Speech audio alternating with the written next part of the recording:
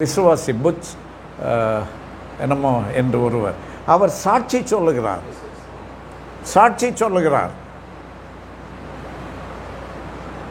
அது நம்பிக்கை. இந்த பரபரப்பாக பேசப்படுகிற சுனிதா ஒரு மூட நம்பிக்கை. இந்தியர் என்றார்கள். யார் சொன்னது அவர் இந்தியர் என்று?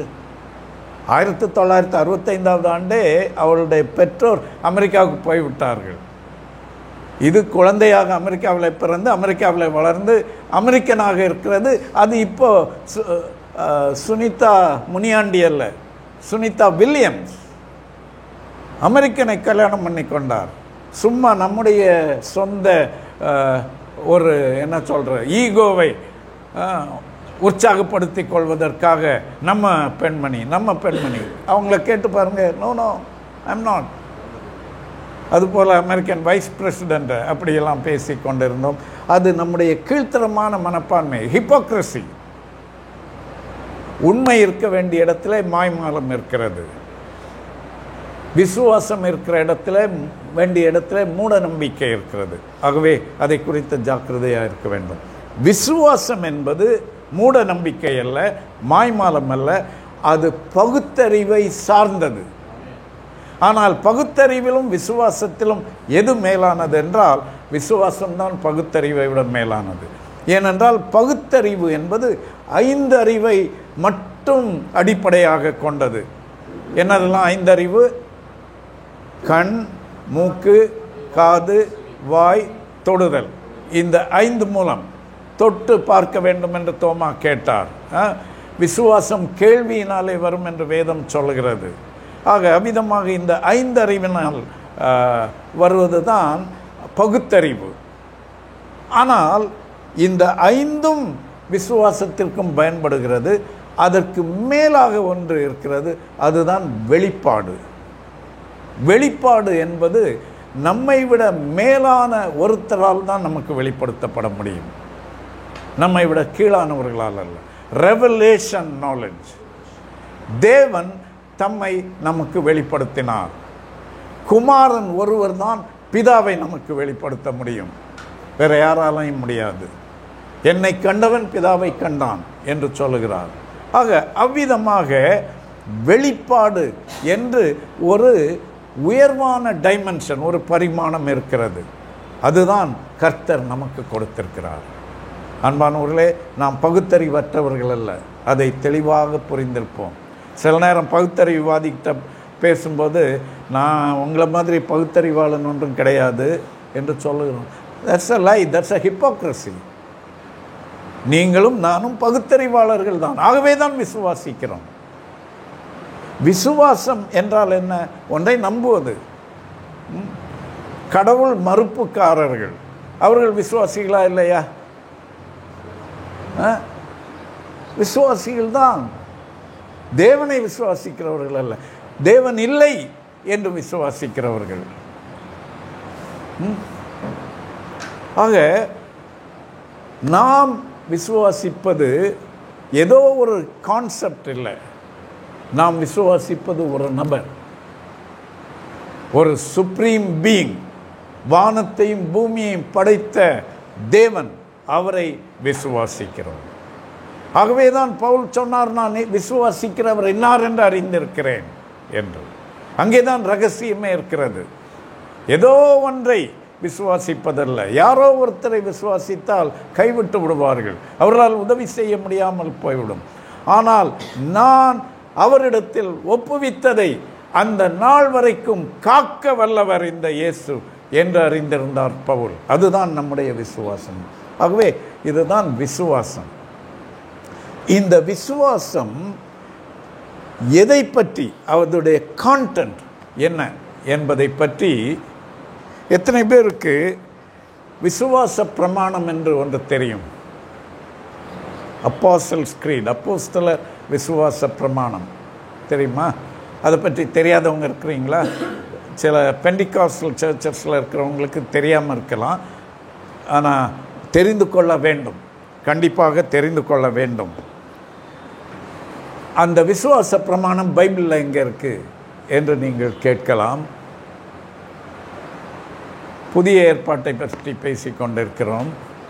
புதிய ஏற்பாட்டின் 27 புஸ்தகங்களும் விசுவாசிகளுடைய கைகளிலே புதிய ஏற்பாடு என்று கொடுக்கப்படுவதற்கு முன்னரே அப்போஸ்தலர் விசுவாச பிரமாணம் கொடுக்கப்பட்டது. நிசேயா விசுவாச பிரமாணம் கொடுக்கப்பட்டது. கிபி 1ஆம் நூற்றாண்டு எருசலேமின் அழிவு, யூதர்களின் அழிவு அப்படியெல்லாம் போய்விட்டது. கிபி 2ஆம் நூற்றாண்டிலே நிறைய சபை வளர ஆரம்பித்தது, எங்கும் பரவ ஆரம்பித்தது. நிறைய பேர் இரத்த சாட்சிகளாக மரித்தார்கள். இது சபையின் வரலாறு. அதோடு கூட கிபி 2ஆம் நூற்றாண்டிலே நாஸ்டிசிசம் என்கிற ஒரு ஞான கொள்கை, அது கிரேக்கர்களுடைய ஒரு மதம் என்று கூட வைத்துக்கொள்ளலாம், ஒரு தத்துவம். அவர்கள் எல்லாத்தையுமே குழப்புவார்கள். அவர்கள் இயேசுவை பற்றியும் அவர்களுடைய சொந்த கருத்துக்களை சொல்லி விசுவாசிகளை குழப்பிக் கொண்டிருந்தார்கள். அப்போதான் அன்றைக்கு இருந்த சபை தலைவர்கள் சேர்ந்து சில அடிப்படை விசுவாச ஷரத்துக்களை எழுதினார்கள். அடிப்படையாக நாம் நம்புபவை எவை என்று. இப்போ ஒருத்தர் ஞானஸ்நானம் வேண்டும் என்று வருகிறார் என்றால், வானத்தையும் பூமியையும் படைத்த தேவனை விசுவாசிக்கிறாயா? ஆம். அவருடைய ஒரே பேரான குமாரன் இயேசு கிறிஸ்துவை விசுவாசிக்கிறாயா? ஆம். அவர் பரிசுத்த ஆவியினாலே கன்னிமரியாளிடத்தில் உட்பவித்து பிறந்தார் என்று விசுவாசிக்கிறாயா? ஆம் என்றெல்லாம் அவர்கள் சொல்வார்கள். அப்படி அதற்கு ஒரு வடிவம் கொடுத்தார்கள். அதற்கு அப்போஸ்தலர் விசுவாச பிரமாணம் என்று ஏன் பெயர் என்றால், அப்போஸ்தலர்கள் எழுதினார்கள் என்பதனால் அல்ல, அப்போஸ்தலர்களுடைய விசுவாசத்தை அவர்கள் அப்படியே எழுதி வைத்திருந்ததினாலே. மத்தேயு 16வது அதிகாரத்திலே இயேசு அவருடைய சீஷர்களிடத்திலே கேட்கிறார்.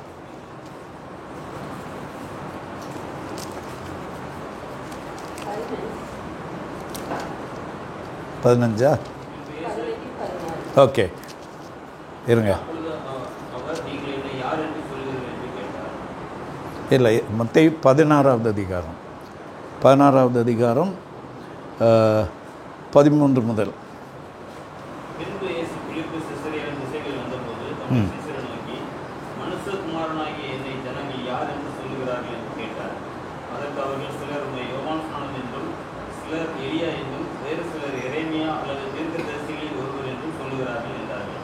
அப்பொழுது அவர், நீங்கள் என்னை யார் என்று சொல்லுகிறீர்கள் என்று கேட்டார். சீமோன் பேதுரு பிரதியுத்தரமாக, நீர் ஜீவனுள்ள தேவனுடைய குமாரனாகிய கிறிஸ்து என்றார். இயேசு அவனை நோக்கி, யோனாவின் குமாரனாகிய சீமோனே, நீ பாக்கியவான். மாம்சமும் இரத்தமும் இதை உனக்கு வெளிப்படுத்தவில்லை, பரலோகத்தில் இருக்கிற என் பிதா இதை உனக்கு வெளிப்படுத்தினார். அடுத்த வசனம். மேலும் நான் உனக்கு சொல்லுகிறேன், நீ பேதுருவாய் இருக்கிறாய், இந்த கல்லின் மேல் என் சபையை கட்டுவேன், பாதாளத்தின் வாசல்கள் அதை மேற்கொள்வதில்லை. போதும். ஓகே, இங்கே என்ன பார்க்கிறோம்? சீமோன் என்ன சொல்லுகிறார்? நீர் ஜீவனுள்ள தேவனுடைய குமாரனாகிய கிறிஸ்து என்றான். இதுதான் விசுவாசம். இதுதான் கிறிஸ்தவர்களுடைய விசுவாசத்தின் அஸ்திபாரம். இயேசு யார்? ஜீவனுள்ள தேவனுடைய குமாரனாகிய கிறிஸ்து. கிறிஸ்து என்றால் என்ன? மேசியா, மனுஷரை ரட்சிக்க வந்தவர். ஆகவே அவர் இயேசுதான் கிறிஸ்து. யோவான் தன்னுடைய நிருபங்களில் அதை வலியுறுத்துகிறார். இயேசுவே ஆண்டவர், இயேசுவே கிறிஸ்து என்பதை உறுதியாக சொல்ல வேண்டும். இயேசுதான் மேசியா. பழைய ஏற்பாட்டு காலத்தில் எதிர்பார்த்த மேசியா வந்துவிட்டார், அவர்தான் இயேசு என்பதை தெளிவாக அறிந்திருக்க வேண்டும். இது விசுவாசத்தின் அஸ்திபாரம். சரி, இப்போது நான் உங்களுக்கு அந்த அப்போஸ்தலர் விசுவாச பிரமாணத்தை படித்து காண்பிக்கிறேன். வானத்தையும் பூமியையும் படைத்த சர்வ வல்ல பிதாவாகிய தேவனை விசுவாசிக்கிறேன். வானத்தையும் பூமியையும் படைத்தவர் என்றால் என்ன அர்த்தம்? இந்த சிருஷ்டிப்பு அனைத்தையுமே ஆண்டவர் ரெண்டாக பிரித்து காண்பிக்கிறார். ஒன்று ஆகாய மண்டலம், இன்டர்நேஷ்னல் ஸ்பேஸ் ஸ்டேஷன் என்கிறார்கள், செவ்வாய் கிரகம் என்கிறார்கள், சந்திரம் என்று சொல்கிறார்கள், எங்கெங்கேயோ போனோம் என்றெல்லாம் சொல்கிறார்கள் இல்லையா. நட்சத்திரங்கள் இருக்கின்றன. இவையெல்லாம் வானங்கள் என்று சொல்லப்பட்டிருக்கின்றன. ஹெவன்ஸ், வானங்கள்.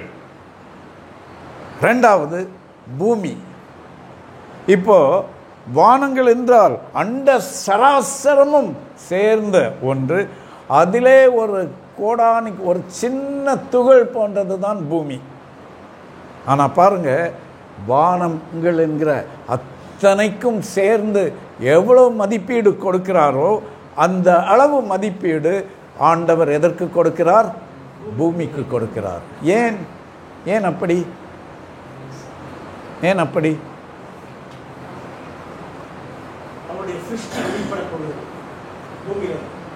இந்த பூமிக்காக வானமும் பூமியும் இருக்கிறதா?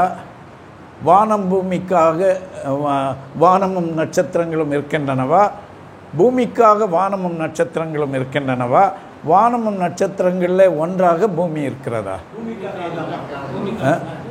பூமிக்காக. அப்படி என்ன பூமியில் விசேஷம்? எஸ், மனிதனை சிருஷ்டித்து அவர் சந்திரமண்டலத்தில் வைக்கவில்லை, செவ்வாய் கிரகத்தில் வைக்கவில்லை. இன்றைக்கும் அங்கே உயிர் வாழ் ஜந்துக்கள் இருக்கின்றனவா என்று தேடுகிறார்களே, அந்த தேடுதல் விருதாவாகத்தான் போகும். ஏனென்றால் இந்த பூமி ஒன்றுதான் மனிதன் வாழ்வதற்காக சிருஷ்டிக்கப்பட்டது. ஸ்பேஸுக்கு போனவர்கள் எல்லாம் சொல்லுகிற காரியம் என்ன? எத்தனையோ கோளங்களை நாங்கள் பார்க்கிறோம், ஆனால் மிகவும் அழகான கோளம் எது? பூமி. ப்ளூ, அழகாக தெரிகிறது என்று. உயிர் வாழ்வதற்காக ஆண்டவர் ஏதேன் தோட்டத்தை அமைப்பதற்காக உருவாக்கின இடத்திற்கு பெயர்தான் பூமி, பூகோள உருண்டை. அந்த உருண்டையிலே மனிதனை குடியேற்றினார். மனிதன்தான் அவருடைய சிருஷ்டிப்பின் கிரீடம். தேவதூதர்களோடு அவர் வாக்கிங் போவதில்லை. ஆனால் ஆதாம் ஏவாளோடு பகலின் குளிர்ச்சியான வேளையிலே நடக்க வந்தார் என்று பார்க்கிறோம். அவர்களோடு பேசினார், அவர்களோடு கேட்டார், எங்கே போய் விட்டாய்? கூப்பிடுகிறார், ஆதாமே ஆதாமே எங்கே இருக்கிறாய் என்று கேட்கிறார். என்ன ஆயிற்று என்று கேட்கிறார். எங்களுக்கு பயமாக இருக்கிறது, எங்களுக்கு அவமானமாக இருக்கிறது என்று சொன்ன உடனே என்ன செய்கிறார்? அவர்களுக்கு நிர்வாணத்தை மறைக்க அவர்தான் ஃபர்ஸ்ட் டெய்லர். மனிதனுக்கு மட்டும்தான் நிர்வாணம் மறைக்கப்பட வேண்டும். எந்த குரங்கும் சட்டை போடுவதில்லை, எந்த நாயும் எந்த ஆடும் எந்த மாடும் சட்டை போடுவதில்லை. மனிதன் தேவ சாயலிலே சிருஷ்டிக்கப்பட்டவன். அவன் ஒரு மகிமையின் ஜீவன். ஆகவே அவன் அவமகிமையாக இருக்கக்கூடாது என்பதற்காக அவனுடைய நிர்வாணம் மறைக்கப்பட வேண்டும் என்று ஆண்டவர் தீர்மானித்தார். ஆக வானத்தையும் பூமியையும் படைத்த சர்வ வல்லமையுள்ள பிதாவாகிய தேவன், அதை விசுவாசிக்கிறேன் என்று சொல்லுகிறார். இரண்டாவதாக என்ன சொல்லுகிறார்?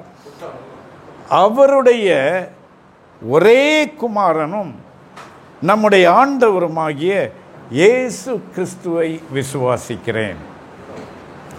பிதாவாகிய தேவன், குமாரனாகிய இயேசு கிறிஸ்து, ரெண்டு பேரையும் விசுவாசிக்கிறேன் என்று சொல்லுகிறார். சொல்லிவிட்டு இந்த இயேசு கிறிஸ்துவுக்கு ஒரு பெரிய விளக்கம் கொடுக்கிறார். அவருடைய வாழ்க்கை, அவருடைய ஊழியம், அவர் செய்த காரியங்கள், அவரை பற்றின சிறப்பு எல்லாம் இங்கே கொடுக்கப்பட்டிருக்கிறது. என்ன சொல்லப்பட்டிருக்கிறது? இவர் பரிசுத்த ஆவியினால் கர்ப்பவித்து பிறந்தார், உற்பவித்தார். கன்னிமரியாளிடத்தில் பிறந்தார். பொந்தியு பிலாத்துவின் காலத்தில் பாடுபட்டார், சிலுவையில் அறையுண்டார், மரித்தார், அடக்கம் பண்ணப்பட்டார், மூன்றாம் நாள் மரித்தோரிலிருந்து உயிர்த்தெழுந்தார், பரத்துக்கு ஏறி சர்வ வல்ல பிதாவாகிய தேவனுடைய வலது பாரிசத்தில் வீற்றிருக்கிறார். அவ்விடத்திலிருந்து உயிருள்ளோரையும் மரித்தோரையும் நியாயம் தீர்க்க வருவார் இவ்வளவு விளக்கம் இயேசுவை பற்றி சொல்லப்பட்டிருக்கிறது. எதற்காக? பழைய ஏற்பாட்டு காலத்திலே ஏகோவா என்று மட்டும்தான் தேவன் அறியப்பட்டார். அதை மாற்றி இப்போது புதிதாக இயேசு குமாரன் அறிமுகம் செய்யப்பட்டிருக்கிறார். அவரை இவர்கள் விளங்கி கொண்டு புரிந்து கொண்டு ஏற்றுக்கொள்ள வேண்டும். அதற்காகத்தான் இயேசுவுக்கு இவ்வளவு விளக்கம் கொடுக்கப்பட்டிருக்கிறது. வேறு என்ன சொல்லப்பட்டிருக்கிறது? பரிசுத்த ஆவியானவரையும் விசுவாசிக்கிறேன். பாருங்க, பிதாவை பற்றியும் பரிசுத்த ஆவியானவரை பற்றியும் 2-3 வார்த்தைகளில் முடித்து விடுகிறார்கள். இயேசுவை பற்றி மிக தெளிவாக சொல்லப்பட்டிருக்கிறது. இதெல்லாம் தெளிவாக பார்க்க போகிறோம். பொதுவான பரிசுத்த கிறிஸ்தவ சபையை விசுவாசிக்கிறேன். ஆங்கில வேதாகமத்திலே I believe in the holy apostolic church, I believe in the holy Catholic apostolic church என்று சொல்லப்பட்டிருக்கிறது. அப்போஸ்தல சபை என்றால் நமக்கு எந்த நெருடலும் இருக்காது. ஆனால் கேத்தலிக் என்று சொல்லிவிட்டால் ஏற்றுக்கொள்ளலாமா? அப்போஸ்தல சபை என்றால் என்ன அர்த்தம்?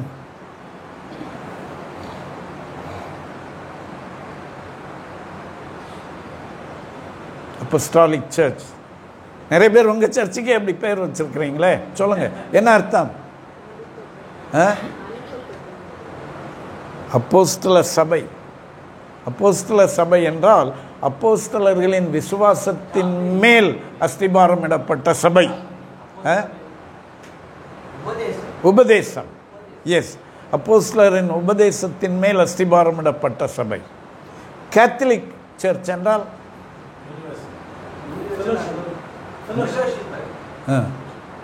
யாரோ யூனிவர்சல் சொன்னீங்களே, அதுதான் கரெக்ட் வேர்டு. யூனிவர்சல், பொதுவான சபை. பொதுவான சபை. நமக்கு எங்கே கஷ்டம் இருக்குன்னா, ஐயோ கத்தோலிக்க சபையை போய் பொதுவான சபைன்றீங்களா? நம்ம தான் அதை விட்டு வந்து விட்டோமே. நம்ம அதை விட்டு வரவில்லை. இதை தெளிவாக நாம் புரிந்திருக்க வேண்டும். அன்று இருந்த சபை அனைத்தும் சேர்ந்தது பொதுவான சபை என்று அழைக்கப்பட்டது. ஏன் பொதுவான சபை என்று அழைக்கப்பட்டது? இதை புரிந்து கொள்ள வேண்டும். அன்றைக்கு எருசலேமிலே சபை பிறந்தது. எருசலேம் ஆசியாவில் இருக்கிறது. ஆப்பிரிக்காவின் வடபகுதி, ஆசியாவின் கிழக்கு பகுதி, ஐரோப்பாவின் தென் பகுதியும் கிழக்கு பகுதியும் இவற்றை உள்ளடக்கின ஒரு நிலப்பரப்பு. அதற்கு நடுவிலே ஒரு கடல். சாதாரணமாக தேசத்தை சுற்றி கடல் இருக்கும். ஆனால் இங்கே தேசங்களுக்கு நடுவிலே ஒரு கடல் இருக்கிறது. அந்த கடலுக்கு பேர் என்ன? மத்திய தரை கடல். ஆங்கிலத்திலும் அதே அர்த்தத்திலே உள்ள பெயர் தான், மெடிடெரேனியன் சி. டெரேன் என்றால் தரை. தரைக்கு நடுவிலே, தரைக்கு மிடிலே இருக்கிற கடல். கடலுக்கு நடுவில் இருப்பதை தீவு என்று சொல்லுவோம். ஆனால் இங்கே தரைக்கு நடுவிலே கடல் இருக்கிறது. கடலுக்கு நடுவிலே தரை இருந்தால் தீவு. ஆனால் இங்கே கடலுக்கு நடுவிலே, தரைக்கு நடுவிலே கடல் இருக்கிறது. அந்த கடல் தான் மத்திய தரை கடல். அந்த மத்திய தரை கடலின் வடக்கே எந்த கண்டங்கள் இருக்கின்றன? ஐரோப்பா, வடக்கேயும் கிழக்கேயும். மேற்கே என்ன கண்டம் இருக்கிறது? ஆசியா கண்டம். எருசலேம், பலஸ்தீனா எல்லாம் இருக்கிறது. தெற்கே என்ன கண்டம் இருக்கிறது? ஆப்பிரிக்கா. ஆப்பிரிக்காவின் வடமுனை, வடபகுதி. ஓகே, இப்போ ஆப்பிரிக்காவிலே அலெக்சாண்ட்ரியா என்ற ஒரு நகரம், யூதேயாவிலே எருசலேம் என்கிற நகரம், அதற்கு கொஞ்சம் வடக்கே சிரியாவிலே அந்தியோகியா என்ற ஒரு நகரம், இன்னும் இந்த பக்கம் போனால் கான்ஸ்டான்டினோபிள், அங்கே அந்த இஸ்தான்புல் என்கிற அந்த கான்ஸ்டான்டினோபிள் என்கிற நகரம், இன்னும் கொஞ்சம் கிழக்கே வடக்கே போனால் ரோம் நகரம். இப்போ எத்தனை ஊர்களை சொன்னேன்? அலெக்சாண்ட்ரியா,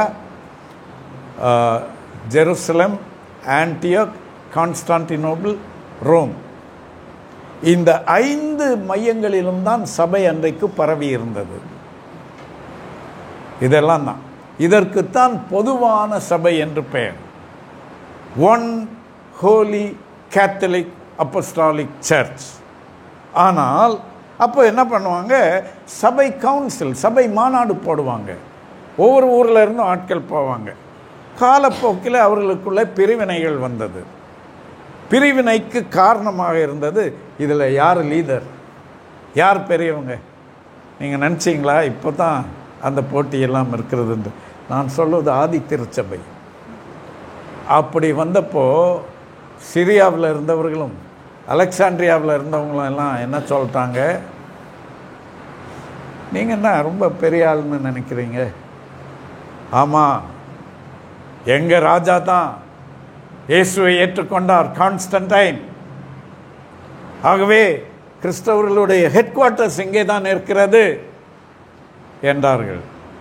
அப்போ ஹெட் குவார்ட்டர்ஸை நீங்கள் வச்சுக்கோங்க, நாங்கள் ஆர்த்தோடாக்ஸ் சர்ச், அந்த ஆதி விசுவாசத்தை பாதுகாக்கிறவர்கள் என்று சொல்லி அவர்கள் பிரிந்து விட்டார்கள். அப்போ தான் என்ன ஆனது, மிச்சம் எல்லாம் ஆர்த்தோடாக்ஸ் சபைகள் என்று அழைக்கப்பட்டது. ரோமில் இருக்கிறது, அவங்க சொல்லிட்டாங்க நாங்கள் கேத்தலிக் தான், அன்னைக்கும் கேத்தலிக் தான், இன்னைக்கும் கேத்தலிக் தான், நீங்கள் தான் பேரை மாற்றிக்கிட்டீங்க. ஆனால் இவங்க என்ன சொன்னாங்க, நீங்கள் கேத்தலிக்காக இருக்கலாம், ஆனால் நீங்கள் ரோமன் கேத்தலிக். புரிகிறதா? இப்படித்தான் அந்த பெயர் வந்தது. ஆக நம்ம பஞ்சாயத்தெல்லாம் யாருக்கு எதிராக தான்? Roman Catholic. கத்தோலிக்க என்கிற வார்த்தையை பார்த்து பயந்து விடக்கூடாது. அது ஒரு பொதுவான சபை என்பதைத்தான் குறிக்கிறது. சரி, இந்த பொதுவான சபையிலே அன்றைக்கு இந்த நாஸ்டிக் கொள்கைகள் குழப்ப ஆரம்பித்தன. அதற்கு பதிலடி கொடுப்பதற்காக இந்த விசுவாச பிரமாணங்களை எழுதினார்கள். இன்னும் கொஞ்ச நாள் கழிஞ்சு கிபி 320களில் ஏரியஸ் என்ற ஒருத்தன் அவன் இயேசு கிறிஸ்து மனுஷன்தான் என்றெல்லாம் சொல்ல ஆரம்பித்து விட்டார். அப்போதான் அவர்கள் நிசியா என்கிற இடத்துல ஒரு கான்ஃபரன்ஸ் போட்டு அங்கே திரித்துவத்தை பற்றின தெளிவான வேத சத்தியங்களை உறுதி செய்தார்கள்.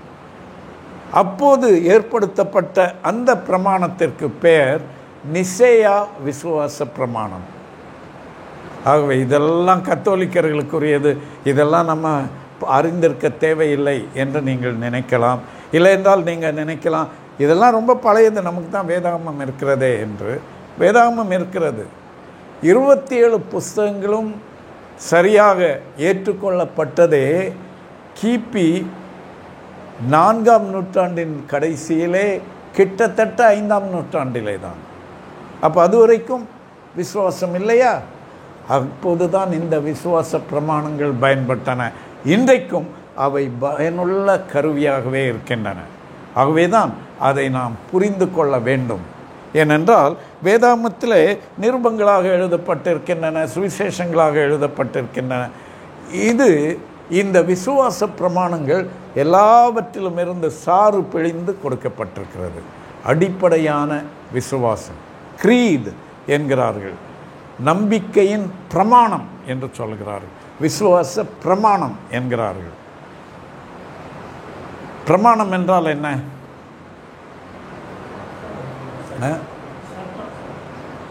சட்டம்.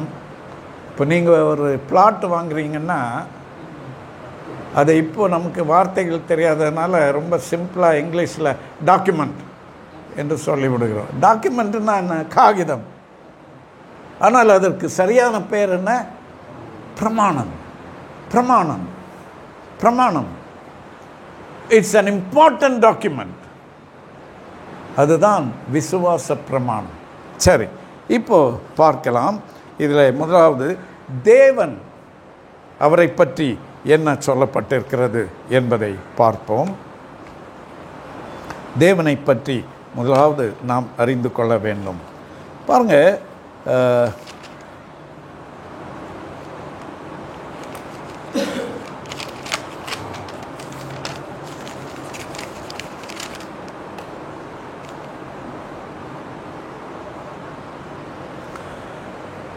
தேவன் முன்பு அவரை ஏலோஹீம் என்று அறிந்தார்கள், ஏகோவா என்று அறிந்தார்கள்.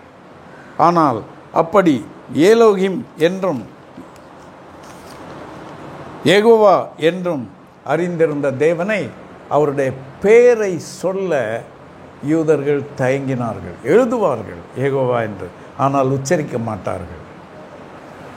அதற்கு பதிலாக ஒரு வார்த்தையை பயன்படுத்தினார்கள், அதுதான் அதோனாய். அதோனாய் என்றால் கர்த்தாதி கர்த்தரும் தேவாதி தேவனுமானவர் என்று பொருள். அப்போ சர்வ வல்லவர், கர்த்தாதி கர்த்தர், தேவாதி தேவன். அதற்கு எபிரேய மொழியில் என்ன வார்த்தை? அதோனாய். நன்றாக ஞாபகத்தில் வைத்துக் கொள்ளுங்கள். அப்போ அதோனாய் என்பது யாருடைய பெயர்? எலோஹிம், ஏகோவா, மெய்யான தேவன், ஒரே தேவன், வானத்தையும் பூமியையும் படைத்தவர். அவரை எப்படி அறிந்திருந்தார்கள்? அதோனாய் என்று அறிந்திருந்தார்கள். சரி, யூதர்கள் ஜெபம் பண்ணும்போது தேவனை எப்படி அழைப்பார்கள்?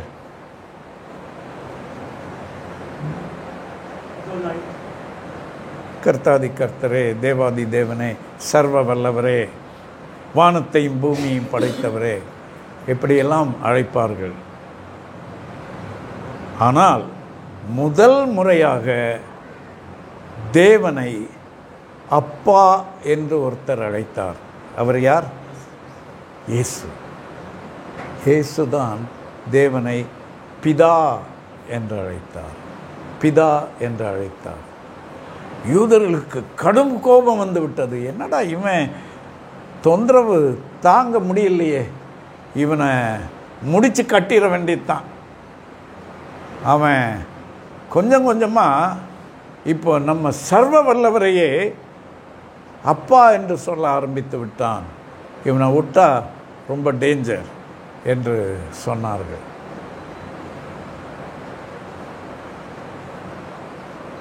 ஏன் அப்பா என்று சொன்னார் என்றால், திரித்துவம் ஏற்கனவே இருக்கிறது. திரித்துவம் என்பது நிசேயா மாநாட்டிலே தீர்மானிக்கப்பட்ட ஒன்றல்ல. தேவன் பிதாவாக தம்மை வெளிப்படுத்தி இருக்கிறார், குமாரனாக தம்மை வெளிப்படுத்தி இருக்கிறார், பரிசுத்த ஆவியானவராக வெளிப்படுத்தி இருக்கிறார். குறிப்பாக இயேசு அதை மிகவும் தெளிவாக நமக்கு தெளிவுபடுத்தி இருக்கிறார். இயேசுவின் ஞான ஸ்நானத்திலே பரிசுத்த ஆவியானவர் புறாவை போல இறங்குகிறார். வானத்திலிருந்து தேவனுடைய சத்தம் கேட்கிறது. இயேசு ஞான ஸ்நானம் பெற்றுக்கொண்டிருக்கிறார். அங்கே பிதாவையும் குமாரனையும் பரிசுத்த ஆவியையும் பார்க்கிறோம். மத்தேயு 28வது அதிகாரத்தில் இயேசு, நீங்கள் உலகம் எங்கும் போய் சுவிசேஷத்தை பிரசங்கித்து ஞானஸ்நானம் எப்படி கொடுக்க சொன்னார்? பிதா, குமாரன், பரிசுத்த ஆவி, இந்த 3 பேர் பெயரையும் நீங்கள் சொல்ல வேண்டும் என்றார். ஆகவே இந்த திரித்துவம் என்பது வேதாகமத்திலே கற்றுக் கொடுக்கப்பட்ட ஒன்று. பவுல் சபைக்கு ஆசீர்வாதம் சொல்லும்போது என்ன சொன்னார்? பிதாவாகிய தேவனுடைய அன்பும் ஆண்டவராகிய இயேசு கிறிஸ்துவின் கிருபையும் பரிசுத்த ஆவியானவருடைய ஐக்கியம் உங்கள் அனைவரோடும் இருப்பதாக என்று. இந்த மூவர் ஒருவராக இருக்கிறார்கள். அந்த மூவர் ஒருவரிலே தேவன் சர்வ வல்லவர், வானத்தையும் பூமியையும் சிருஷ்டித்தவர். அவர் பிதா என்று அறியப்படுகிறார். பிதா என்று சொன்னால் அவருக்கு எத்தனை பிள்ளைகள் என்கிற அந்த அடிப்படையில் அல்ல, அவர்தான் தலைமகன். ஆக பிதா என்று அறியப்படுகிறார் அவர். இயேசு குமாரன் என்று அறியப்படுகிறார். எப்படிப்பட்ட குமாரனாம் இயேசு பிதாவுக்கு? ஒரே பேரான குமாரன். ஒரே பேரான குமாரன் அப்படின்னா என்ன அர்த்தம்?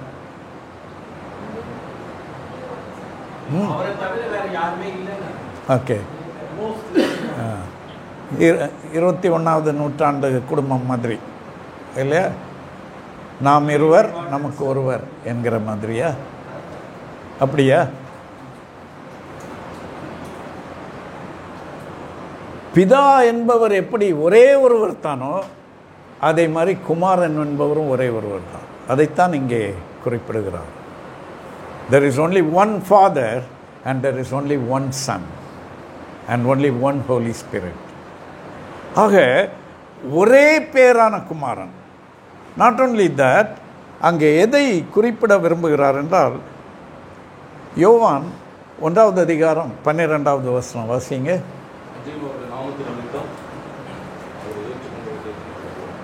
நாமத்தினாலே, அவருடைய நாமத்தின் மேல் விசுவாசம் உள்ளவர்களாய் வாசிங்க.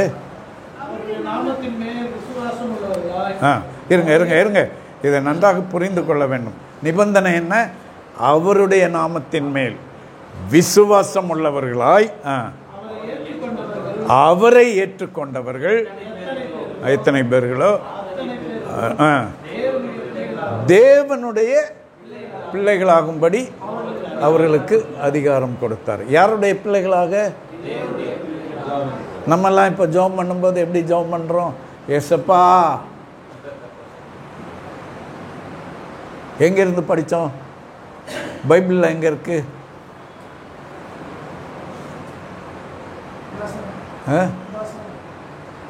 இந்த வசனம் ஏசப்பா என்று சொல்லவில்லை. பிதா, அவர் தான் அப்பா. இயேசு அப்பா கிடையாது. இயேசு யார் நமக்கு? மூத்த சகோதரன். இப்போ எல்லாம் மாறி போயிடுச்சு. அப்பாவை அண்ணான்றோம், அண்ணாவை அப்பான்றோம், நமக்கே தெரியல. அண்ணி அக்கான்றோம், அக்காவை அண்ணின்றோம், என்னென்னமோ சொல்கிறோம். ஆனால் இவையெல்லாம் ஒரு ஒழுங்கு வைக்கப்பட்டு இருக்கிறது. அவர் பிதா, இவர் குமாரன், ஒரே பேரான குமாரன். அதாவது இந்த அந்தஸ்திலே வேறொருவர் கிடையாது. மனுஷர் ரட்சிக்கப்படும்படி வானத்தின் கீழே அவருடைய நாமமே அல்லாமல் வேறொரு நாமம் நியமிக்கப்படவில்லை. The most unique, only one and only one என்று இருக்கிறவர் அவர். அவருக்கும் நமக்கும் வித்தியாசம் உண்டு. அவர் ஒரே பேரான குமாரன். அப்போ அதுலேயும் நிறைய குழப்பம் வந்தது. இந்த ஏரியஸ் என்பவர் என்ன சொல்லிவிட்டார்? ஒரே பேரான குமாரன் என்று சொல்லப்பட்டிருக்கிறது. அப்படி என்றால் தேவன் பெற்றெடுத்த குமாரன் என்று சொல்ல ஆரம்பித்து விட்டார். அப்போ அவர் மனுஷன்தான், இயேசு மனுஷன்தான் என்று. அதை தெளிவுபடுத்துவதற்குத்தான் அந்த நிசையா விசுவாச பிரமாணம் கொடுக்கப்பட்டது. அந்த நிசையா விசுவாச பிரமாணம் என்ன சொல்கிறது பாருங்கள். அதை பற்றி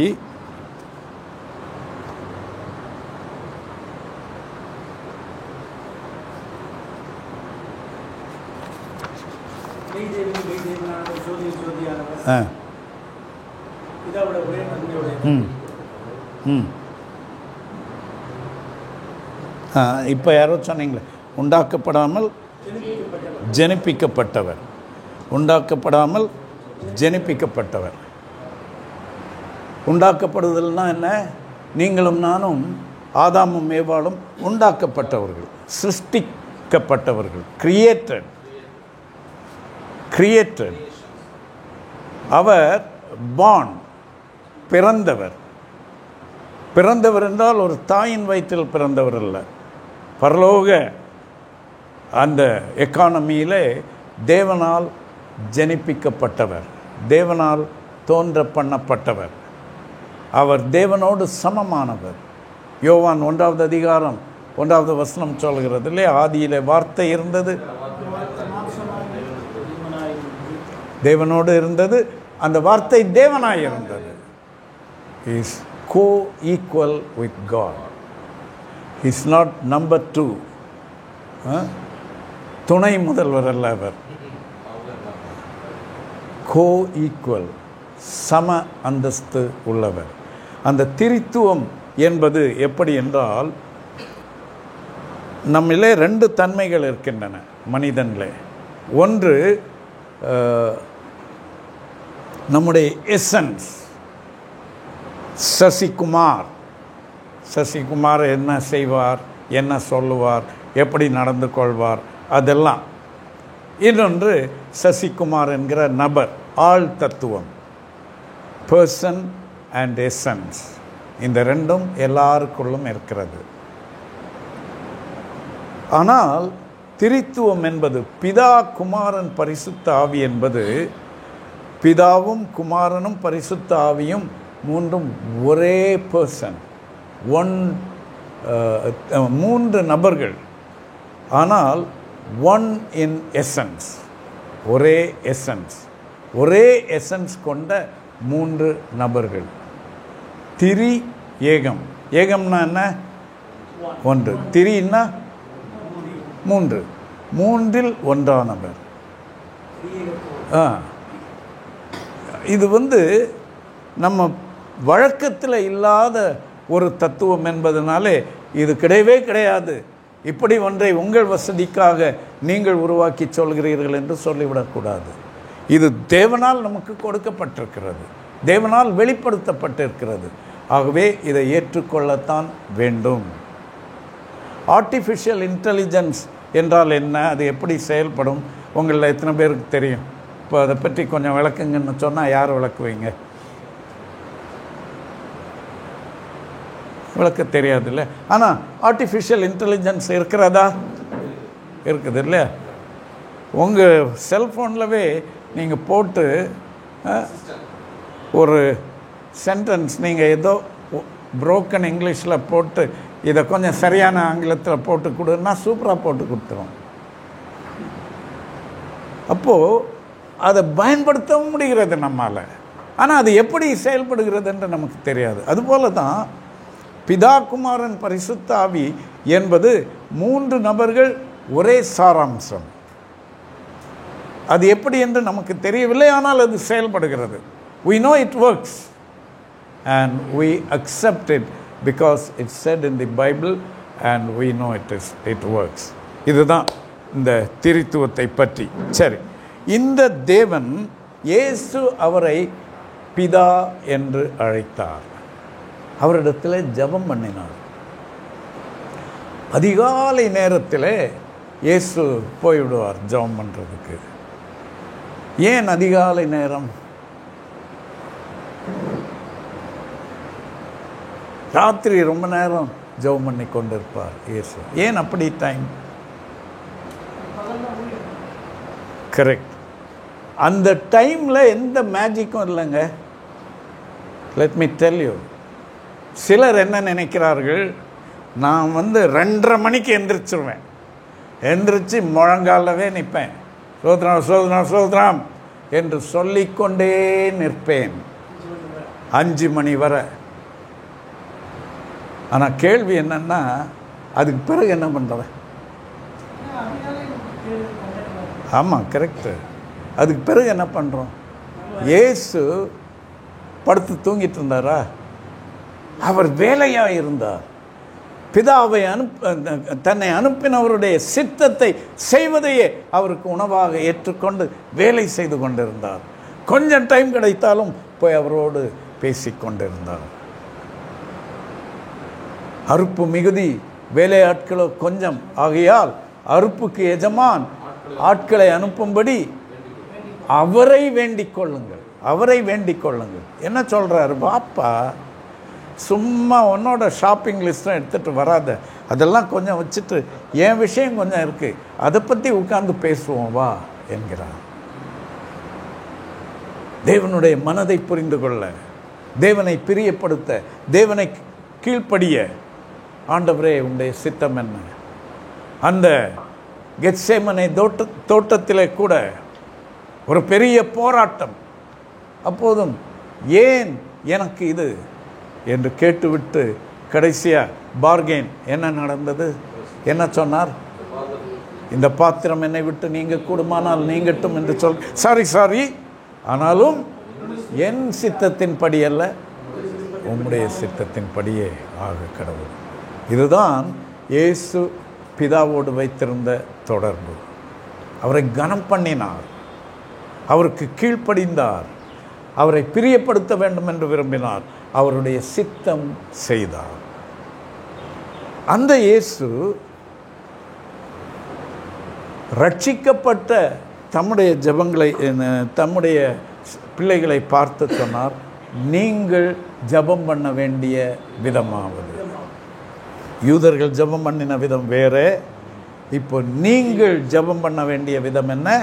மத்தேயு 6வது அதிகாரத்தில் பரமண்டலங்களில் இருக்கிற எங்கள் பிதாவே. பரமண்டலம்னா என்ன? ஹெவன். ஹெவன், பரலோகம். பரலோகம், பரலோகம் வேற, பரலோக ராஜ்யம் வேற. இது தெரியுமா நமக்கு? தேவனுடைய ராஜ்யம் என்பது இந்த உலகத்தை தான் குறிக்கிறது. தேவனுடைய ராஜ்யத்தை சொல்லும்போது தான் மத்தேயு தேவன் என்கிற பெயரை பயன்படுத்த தயக்கம் காட்டி தேவன் என்பதற்கு பதிலாக பரலோகம் என்று சொல்லுகிறார்.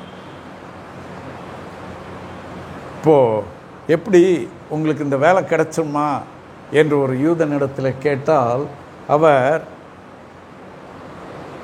ஆண்டவருக்கு தான் தெரியும் என்று சொல்ல வாயெடுப்பார். எடுத்து விட்டு சொல்லுவார், இல்லை ஹெவன் ஒன்லி நோஸ் என்பார். அப்படி என்றால் என்ன அர்த்தம்? ஆண்டவருக்குத்தான் தெரியும், ஆண்டவருக்குத்தான் தெரியும். ஆண்டவர் என்கிற வார்த்தையை பயன்படுத்த தயங்கி அதற்கு பதிலாக ஹெவன் என்று சொல்லுகிறார், பரலோகம் என்கிறார்.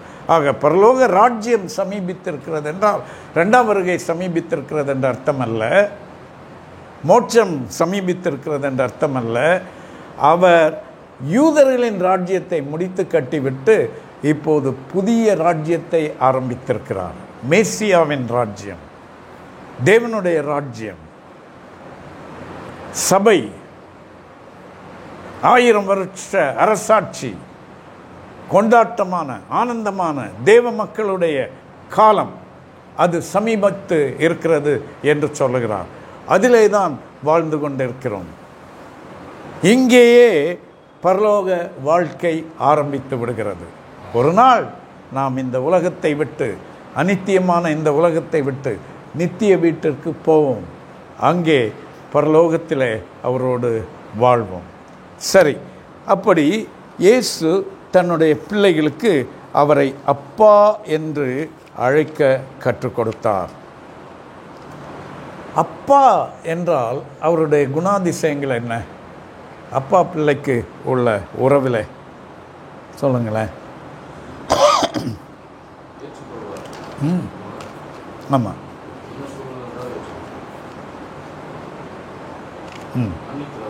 ஆமாம். நாம் யார் என்பது நம்முடைய அப்பாவை வைத்துதான். இயேசுவுக்கு ரொம்ப கோபம் வந்த உடனே அந்த யூதர்களை பார்த்து என்ன சொல்லிவிட்டார்? உங்கள் அப்பா யார்? சாத்தான், பிசாசு. பிசாசு தான் உங்கள் அப்பா என்று சொல்லிவிட்டார். ஆனால் கர்த்தருடைய பிள்ளைகளாகிய நமக்கு அப்பா யார்? பரமபிதா, சர்வ வல்லமை உள்ள தேவன். ஆக நாம் எல்லாம் யார்? சர்வ வல்லவருடைய பிள்ளைகள், சர்வ வல்லவருடைய பிள்ளைகள். இந்த ஐடென்டிட்டி நமக்கு இருக்க வேண்டும். நமக்கு நிறைய நேரங்களில் ஐடென்டிட்டி கிரைசிஸ். பாருங்கள், நிறைய ஐடென்டிட்டி இருக்கும் ஒரு மனிதனுக்கு. இப்போது நடந்து கொண்டு இருக்கிற அந்த மொழி போராட்டங்கள்லேயே பாருங்களேன். நாம் தமிழர்கள் என்பது நமக்கு ஒரு ஐடென்டிட்டி, தமிழ்நாடு மாநிலத்தை சேர்ந்தவர்கள் என்பது ஒரு ஐடென்டிட்டி, தென்னிந்தியாவை சேர்ந்தவர்கள் என்பது ஒரு ஐடென்டிட்டி, திராவிடர்கள் என்பது ஒரு ஐடென்டிட்டி, இந்தியர்கள் என்பது ஒரு ஐடென்டிட்டி, கிறிஸ்தவ விசுவாசிகள் என்பது ஒரு ஐடென்டிட்டி, இன்ன குடும்பத்தார் என்பது ஒரு ஐடென்டிட்டி. நிறைய ஐடென்டிட்டி இருக்கிறது. டீச்சர்ஸ் அசோசியேஷன் என்று வைத்திருக்கிறோம், மெடிக்கல் ரெப்ரசன்டேட்டிவ்ஸ் அசோசியேஷன் வைத்திருக்கிறோம். இவை எல்லாம் ஐடென்டிட்டிஸ் தான். ஆனால் பிரதான ஐடென்டிட்டி கர்த்தருடைய பிள்ளைகளாகிய நமக்கு என்ன? நாம் கர்த்தருடைய பிள்ளைகளாக இருக்கிறோம்.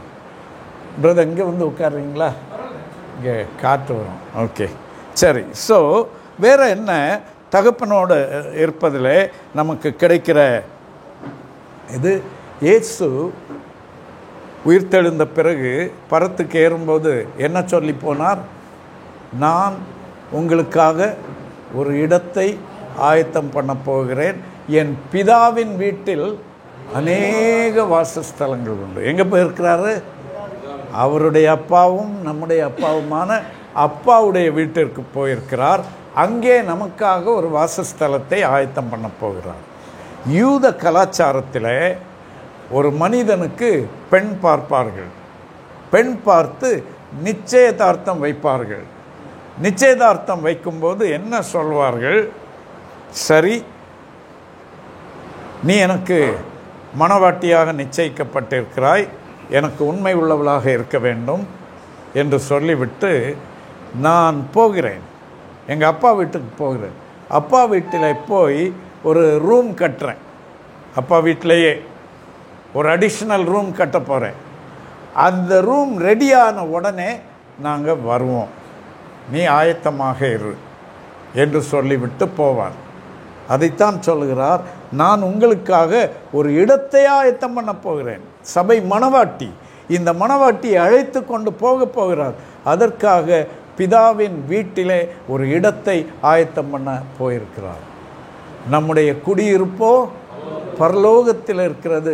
அங்கிருந்து இயேசு கிறிஸ்து என்னும் இரட்சகர் வர எதிர்பார்த்து கொண்டிருக்கிறோம். அப்பா வீட்டிற்கு போக வேண்டும் என்கிற ஒரு எதிர்பார்ப்பு. எத்தனை பேருக்கு அப்பா வீடு இருக்கிறது? சந்தேகமா? All of us have. Yes. Okay. So நமக்கென்று ஒரு வாசஸ்தலம், நமக்கென்று ஒரு வீடு இருக்கிறது.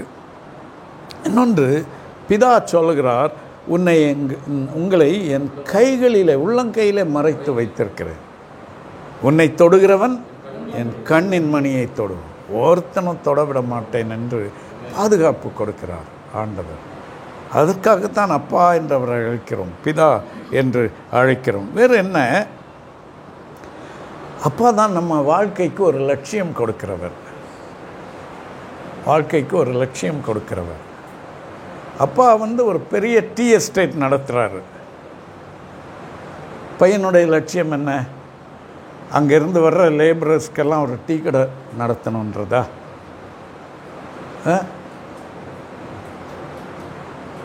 டீ எஸ்டேட் ஓனரோட பையனுடைய வாழ்க்கையின் லட்சியம் எதுவாக இருக்கும்? நானும் அதிலே ஒரு ஓனர்.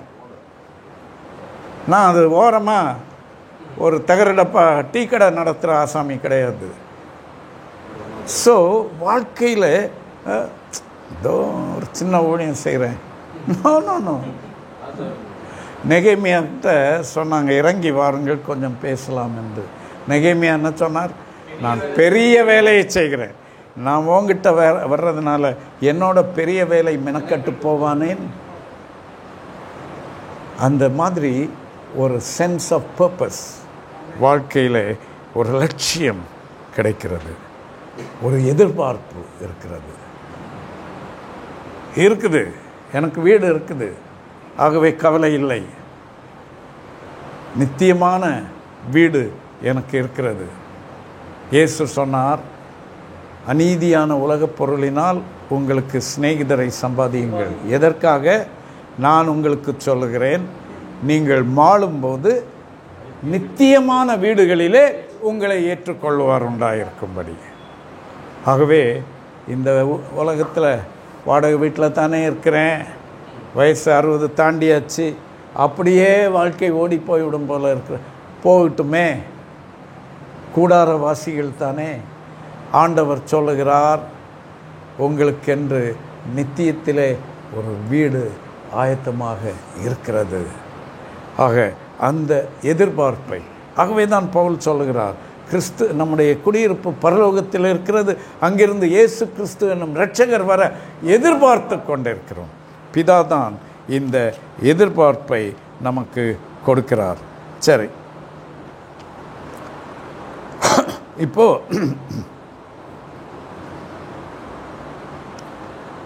இந்த ஆண்டவர் பிதா மாத்திரமல்ல, அவர் ஆல்மைட்டி, சர்வ வல்லவர், யெகோவா, எலோஹிம், எல் ஷடாய். அதெல்லாம் எதை குறிக்கிறது? எத்தனை கடவுள் இருக்கிறார்கள்? ஒரே கடவுள், ஒரே கடவுள். ஒன்றை நீங்கள் அறிந்திருக்க வேண்டும், வேதாகமம் ஒரே கடவுளைத்தான் போதிக்கிறது.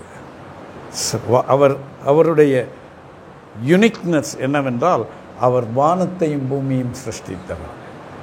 வானத்தையும் பூமியையும் சிருஷ்டிக்காத தேவர்கள் அல்ல. Okay, every genuine note will have counterfeits, இல்லையா? 300 ரூபாய் கள்ள நோட்டு யாரெல்லாம் பார்த்துருக்குறீங்க? பார்த்தது இல்லையா? வர வாய்ப்பு இருக்கா? இல்லை. ஏன் இல்லை? ஒரிஜினலே இல்லையே. அப்போ வேற தேவர்கள் இருக்கிறார்கள் என்றால் மெய்யான தேவன் இல்லை என்ற அர்த்தமா? மெய்யான தேவன் இருக்கிறதுனால தான் கள்ள நோட்டுக்கு புழக்கத்தில் இருக்கிறது. ஓகே, ஆகவே நம்ம ரிசர்வ் பேங்க்ல இருந்து சுட சுட நோட்டை வாங்கி கொண்டு வச்சிருக்கிறோம்னா கள்ள நோட்டை பற்றி நம்ம பயப்படணுமா? பயப்பட தேவையில்லை. தேவனை விசுவாசிக்கிறவன் பதறான். நாம் கலங்கி தவிக்க தேவையில்லை. சரி, ஒரே தேவன், ஒரே தேவன்.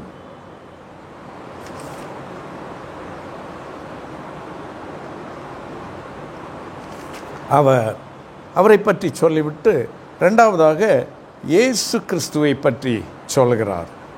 இந்த இயேசு கிறிஸ்துவை பற்றி சொல்ல ரொம்ப நேரம் எடுத்துக்கொள்கிறார். விளக்கமாக விரிவாக பேசுகிறார். அந்த விசுவாச பிரமாணத்தில் என்ன பார்க்கிறோம்? இயேசு கிறிஸ்துவின் அவர் எப்பேற்பட்டவர், அவர் என்ன செய்தார், இயேசு யார், அவர் என்ன செய்தார். அவருடைய பேர் என்ன? இம்மானுவேல் என்றும் அழைக்கப்படலாம். ஆனால் அவருக்கு தாயார் கொடுத்த பேர் இயேசு. அவர் பொதுவாக அறியப்படுகிற பேர் இயேசு கிறிஸ்து. கிறிஸ்து என்றால் என்ன? அவருடைய பதவி, அவருடைய பதவி. பிரின்சிபால், டைரக்டர் என்றெல்லாம் சொல்லுவது போல மேசியா, மீட்பர், கிறிஸ்து, இயேசுவாகிய கிறிஸ்து, கிறிஸ்துவாகிய இயேசு, அதுதான் இயேசு கிறிஸ்து என்பது. சரி, இந்த இயேசுவுக்கு ரொம்ப பிரசித்தியாக இருக்கிற பேர் கிறிஸ்து என்பது தான். கிறிஸ்து கிறிஸ்து என்று தான் அறியப்படுகிறார். ஆகவே தான் நம்மை எல்லாரும் இயேசு வழி என்று சொல்வதில்லை, கிறிஸ்தவர்கள் என்று சொல்லுகிறார்கள். ஒரு தனி மனிதனை குறித்து அல்ல, மீட்பர், அவருடைய பாதையை பின்பற்றுகிறவர்கள் என்பதற்காக. அதைத்தான் பேதுரு தன்னுடைய அந்த அறிக்கையிலே சொன்னார். நான் யார் என்று நீ நினைக்கிறாய்?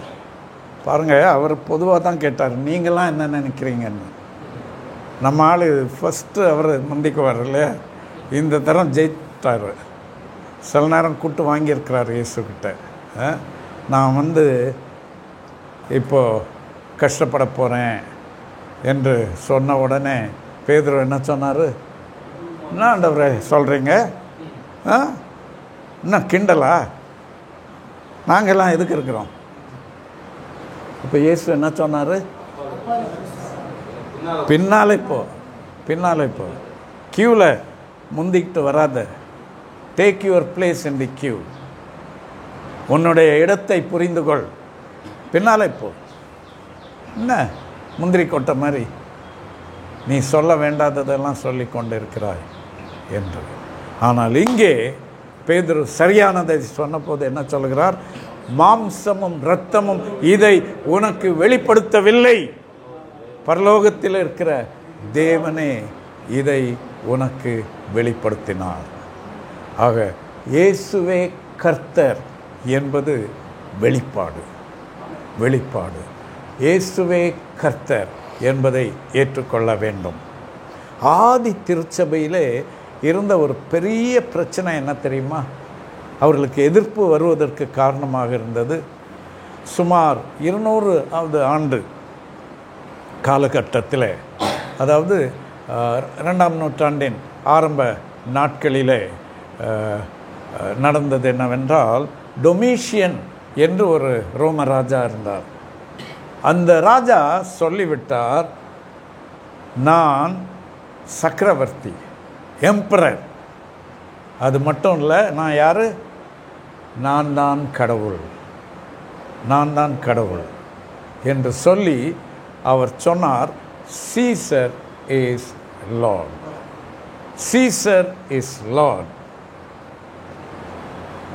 கெய்சர் ஹே கூரியோஸ், கூரியோஸ் என்றால் கர்த்தர், லார்ட், சீசர் தான் கர்த்தர் என்று சொல்ல வேண்டும், எல்லாரும் சொல்ல வேண்டும் என்று. அது யாருக்கும் பிரச்சனை இல்லை. இந்தி தான் பொதுமொழி என்று சொல்ல வேண்டும். அது இந்திக்காரனுக்கும் பிரச்சனை இல்லை, தெலுங்குக்காரனுக்கும் பிரச்சனை இல்லை, கன்னடத்துக்காரனுக்கும் பிரச்சனை இல்லை, பெங்காலிக்கும் பிரச்சனை இல்லை. எல்லாம் என்ன தான் இருக்குது. இதுக்கு போய் ஒன்றும் இல்லாத விஷயத்துக்கு போய் அடிச்சிட்டு இருக்கிறீங்களே. ஆனால் தமிழை மட்டும் என்ன சொல்கிறான்? அது முடியாது. தமிழ்தான் மூத்த மொழி, தமிழ்தான் எங்கள் தாய்மொழி. இங்கே இவர்கள் என்ன செய்தார்கள்? இவர்கள் சொல்லிவிட்டார்கள், நீங்கள் என்ன வேணுமோ கூப்பாடு போடுங்க, சீசர் தான் கர்த்தர் என்று சொல்லுங்க, ஆனால் நாங்கள் சொல்ல முடியாது. உங்களுக்கு வரி செலுத்திடுறோம், உங்களுக்கு எது வேணால் செய்யணும். அவர்கள் என்ன சொன்னார்கள்? வரி செலுத்துறதெல்லாம் இருக்கட்டும், வேறு ஒன்றும் வேணாம், நீங்கள் உங்கள் இயேசுவை வச்சுக்கோங்க. சும்மா அப்படி வந்து அந்த தூப கலசத்துலேருந்து லேசாக சாம்பிராணியை எடுத்து என்னோட அந்த விக்கிரகத்துக்கு போட்டு போகிறதுல உங்களுக்கு என்ன குறைஞ்சி போக போகுது? அப்போ இவர்கள் சொல்லிவிட்டார்கள், இயேசுவே ஆண்டவர், இயேசுவே கர்த்தர், ஆகவே உம்மை நாங்கள் கர்த்தராக ஏற்றுக்கொள்ள முடியாது. விளைவு என்ன? கொல்லப்பட்டார்கள், கொல்லப்பட்டார்கள். அவருடைய உயிரை ஈடாக கொடுத்து இயேசுவே ஆண்டவர், இயேசுவே கர்த்தர் என்பதை நிலைநாட்டினார்கள். இதுதான் ஆதி கிறிஸ்தவர்களே முதல் விசுவாச பிரமாணம். என்ன? இயேசுவே கர்த்தர் என்பது. அதற்கு பிறகுதான் இந்த விசுவாச பிரமாணம் இன்னும் அதிகமாக வளர ஆரம்பித்தது.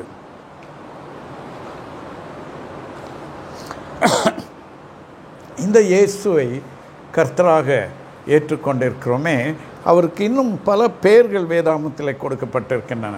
இம்மானுவேல் என்று சொன்னார், இவ்விதமாக பல பெயர்கள் கொடுக்கப்பட்டிருக்கின்றன.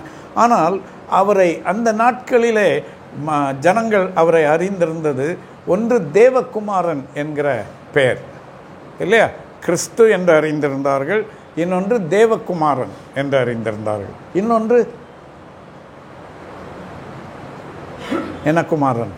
தேவகுமார், மனுஷகுமாரன், மனுஷகுமாரன். தேவகுமாரன் என்று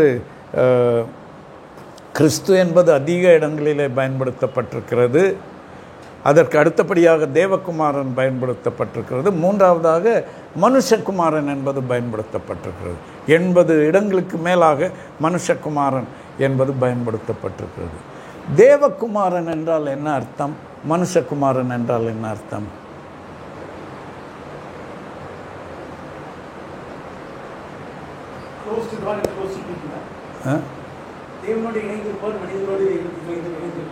அப்படித்தானே நமக்கு நினைக்க தோன்றுகிறது. ஆனால் ஒரு விதமாக சொன்னால் அதற்கு தலைகீழாகத்தான் அதோடைய பொருள். தேவனுடைய அந்த காலேஜிலே, அந்த திரித்துவத்திலே அவர் யாராக இருக்கிறார்? குமாரனாக இருக்கிறார். ஸோ தேவ குமாரன், தேவனிலே குமாரன். மனுஷகுமாரன் என்பது எப்படி என்றால் குமாரனாகிய மனுஷன், திருத்தவத்தின் 2வது நபராகிய குமாரனாகிய மனுஷன். இயேசு இந்த உலகத்தில் இருந்தபோது மனுஷனாக இருந்தாரா தேவனாக இருந்தாரா? ஆள் தத்துவம். 2 நபர்களாக இருந்தாரா, ஒரு நபராக இருந்தாரா?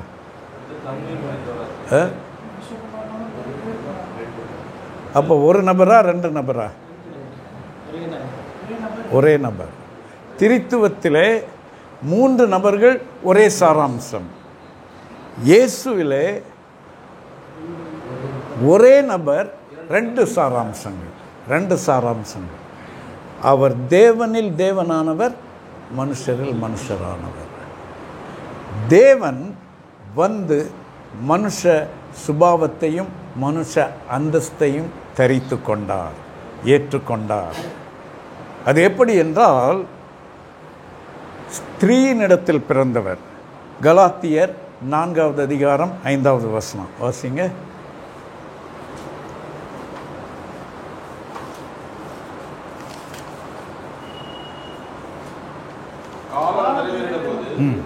ஸ்திரீனிடத்தில் பிறந்தவரும் நியாயப்பிரமாணத்திற்கு கீழானவருமாகிய நம்முடைய குமாரனாகிய தேவன் அனுப்பினார்.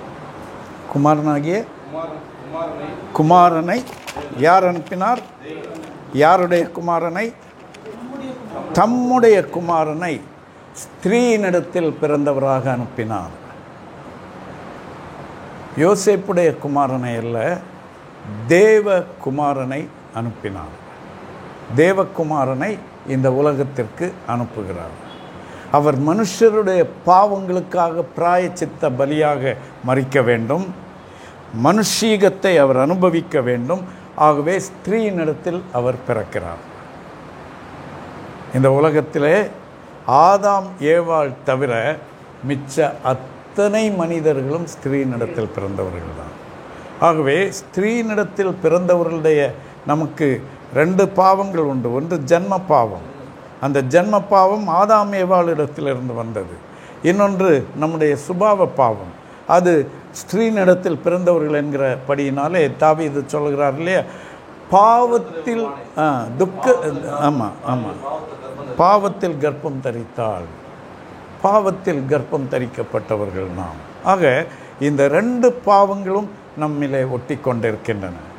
அவற்றை தீர்ப்பதற்காகத்தான் மனுஷனாக வருகிறார், தேவனில் தேவனாக வருகிறார். அப்படி வருகிறவர் தேவன் மனுஷ சாயலையும் சேர்த்து எடுத்துக்கொள்கிறார். ஒரே நபர், அவர் தேவன், ஆனால் அவர் மனுஷ சாயலை ஏற்றுக்கொள்கிறார். அவர் கிறிஸ்து, ஆனால் இயேசு என்றும் அவர் அதை ஏற்றுக்கொள்கிறார். இயேசுவாக அவதரிக்கிறார், பிறக்கிறார். புரிகிறதா இயேசு யார் என்பது? சரி, இயேசுவை பற்றி இவ்வளவு காரியங்களை நாம் பார்த்தோம். இப்போ இந்த இயேசு அவர் என்ன செய்தார்? What did Jesus do?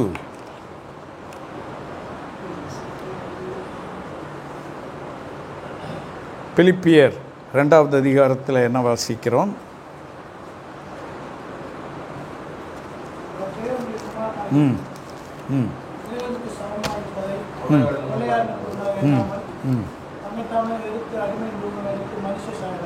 S, சரி, போதும், மிச்சம் அப்புறம் வாசிக்கலாம். ஸோ அவர் தேவகுமாரன், அதுதான் அவருடைய ஆள் தத்துவம். இங்கே வந்து அவர் ஷோ காட்டி தெரியல, நான் தேவகுமாரன் வந்திருக்கிறேன் யார் என்று கேட்கவில்லை. அடிமையின் ரூபம் எடுத்தார், மனுஷ சாயலாய் நடந்தார். நமக்கு இல்லாத சாயலெல்லாம் நம்ம காட்டிட்டு தலைகிறோம் இல்லையா? ஆனால் அவர் தனக்கு இருந்ததை மறைத்து தாழ்மை ஆனார். அது மட்டுமல்ல, வேற என்ன செய்தார்?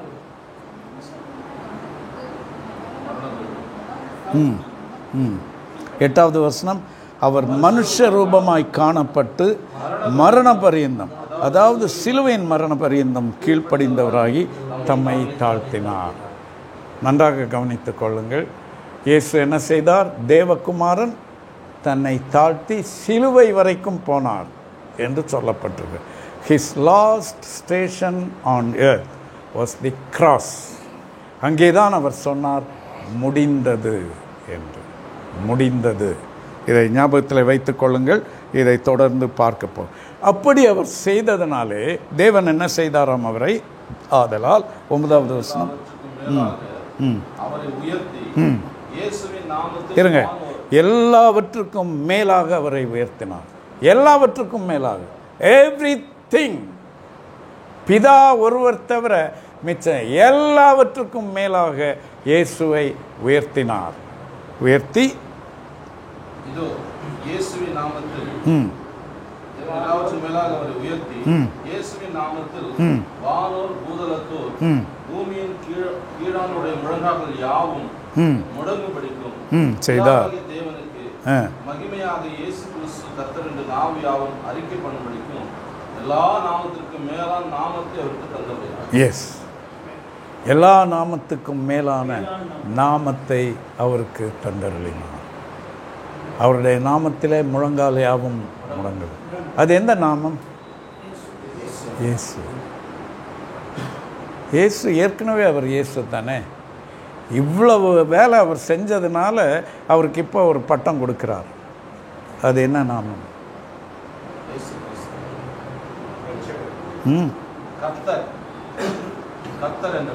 கர்த்தர், அதோனாய். இவ்வளவு நாளும் அதோனாய் என்பது சர்வ வல்லவர், வானத்தையும் பூமியையும் படைத்தவருக்கு மட்டும் பயன்படுத்தப்பட்டது. ஆனால் அந்த கர்த்தர் சொல்லுகிறார், இயேசுவும் இப்போது கர்த்தர் என்று அறியப்படுவார். அந்த புதிய நாமத்தை தான் தேவன், அந்த பட்டத்தை இயேசுவுக்கு கொடுத்தார். ஆகவே எல்லா முழங்காலும் அவருக்கு முன்பாக முடங்கும். ஸோ இயேசுவே கர்த்தர் என்று நாவுகள் யாவும் அறிக்கையிடும். எஸ் எஸ், அதோனாய், அதோனாய், இயேசுவே அதோனாய், இயேசுவே அதோனாய். அதுதான் அங்கே சொல்லப்படுகிறது. அப்படி எல்லா நாவும் அறிக்கை செய்யும்.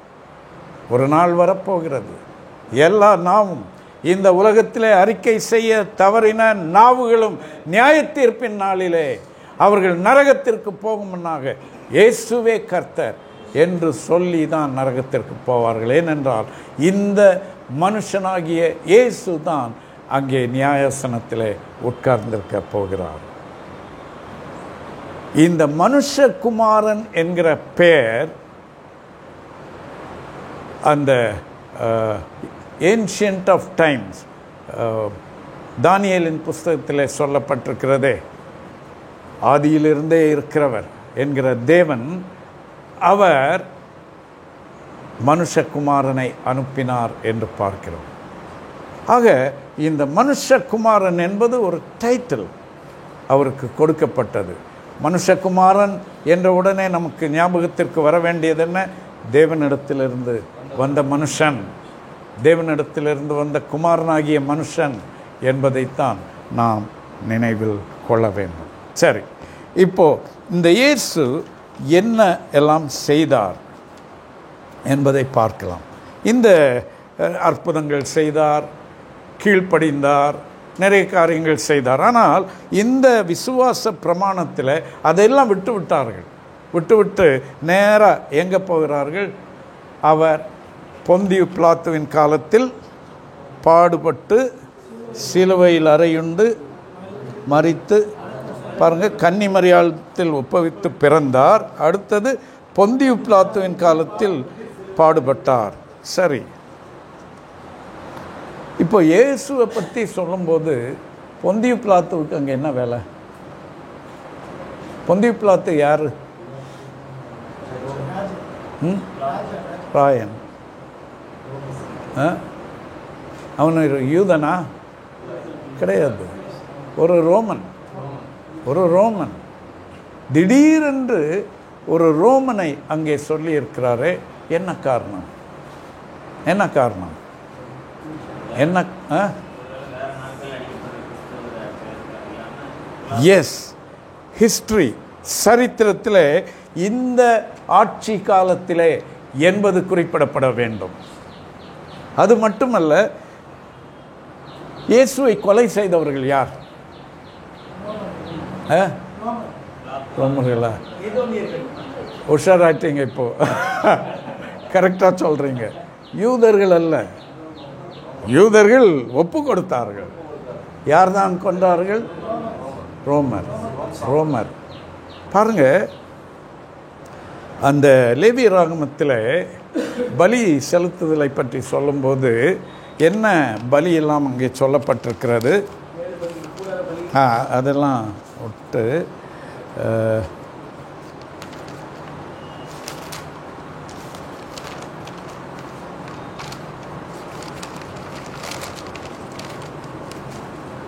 பாவ நிவாரண பலி, சர்வாங்க தகன பலி,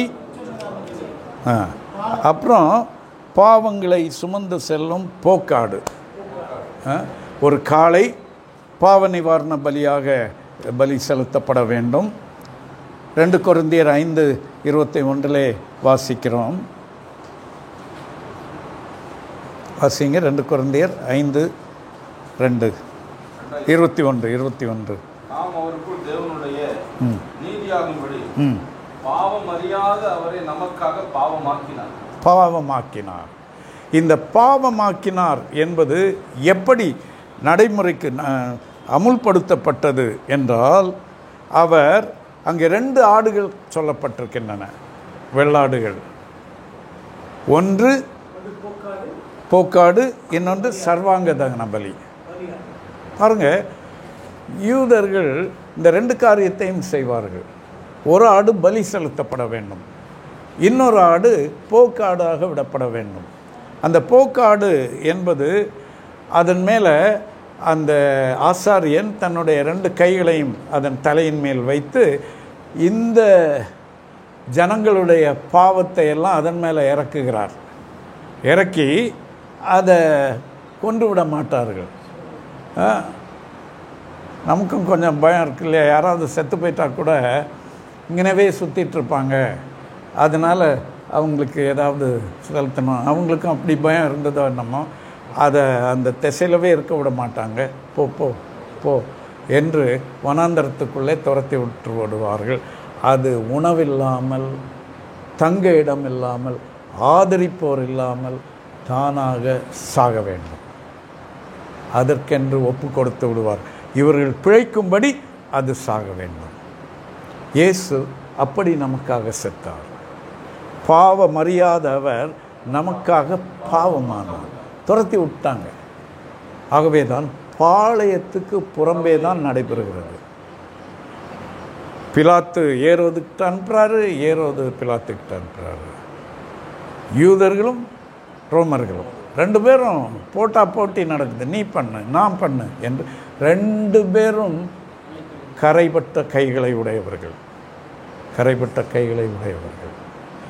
யூதர்கள் சொல்லுகிறார்கள், அந்த குற்றத்தை நாங்களே சுமந்து கொள்ளுகிறோம், அந்த பழி எங்கள் மேலே இருக்கட்டும், எங்கள் பிள்ளைகள் மேலும் இருக்கட்டும். நம்ம ஆட்கள் கூட உடன்பிறப்புகளுக்குள்ளவே தெரிஞ்சு தப்பு செஞ்சுட்டு என்ன சொல்லுவாங்க, அந்த பழி என் மேலே இருக்கட்டும். பார்த்துருக்குறீங்களா? குடும்பங்களில் சண்டை போடுறப்போ யோசிக்காமல் பேசிவிடுகிறோம். இயேசு நம் மீது வந்த பழியை, சாபத்தை அவர் ஏற்றுக்கொண்டார். சாபம். அந்த ஆடு ஊரிலே இருக்க முடியாது.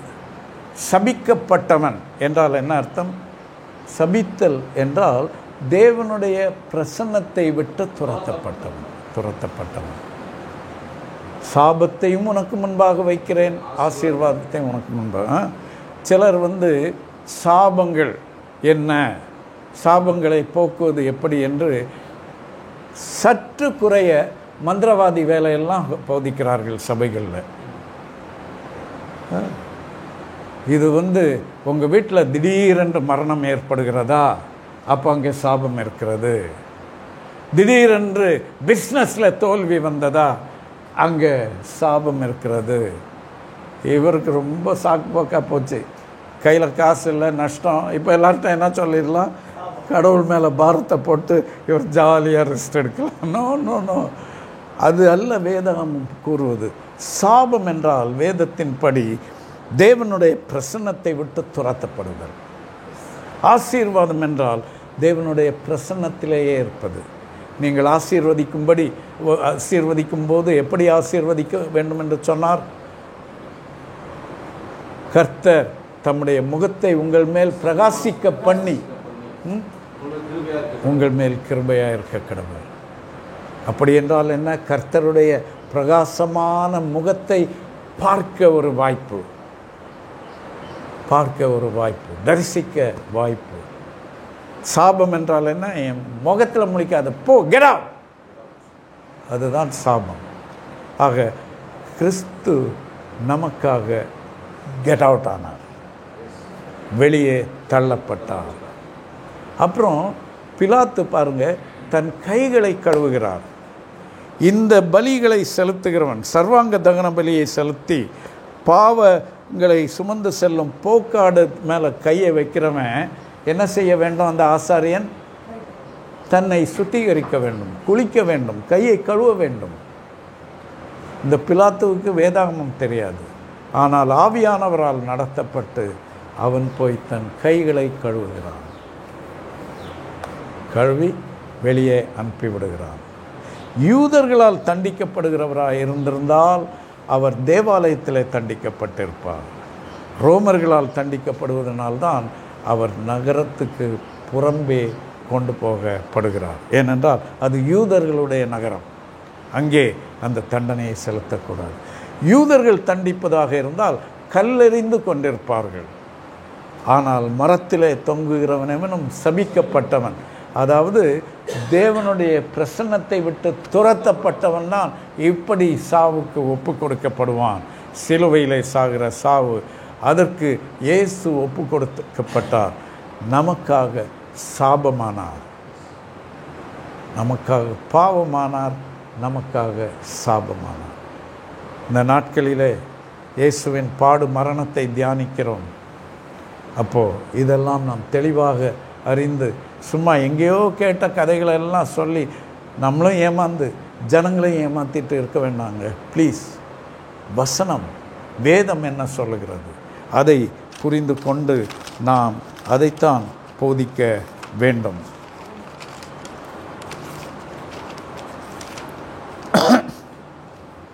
அவர் பாடுபட வேண்டும், அவர் மரிக்க வேண்டும். இயேசுடைய மரணம் ஒரு தியாகமா?